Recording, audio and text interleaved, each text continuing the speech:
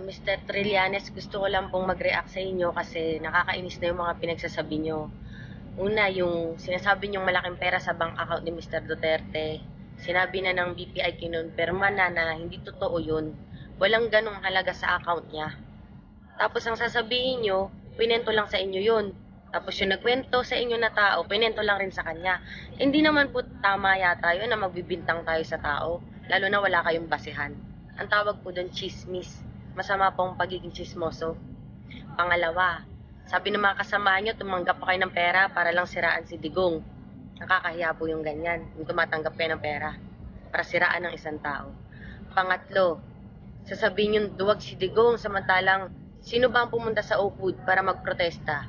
Sino rin ba ang pumunta sa Manila Peninsula para magprotesta ulit? Inulit nyo pa.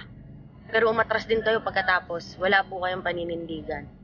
Alam nyo po, Mr. Trillanes, isa po kayong taksil sa bansang Pilipinas, sa bayan po natin. Sundalo pa man din kayo.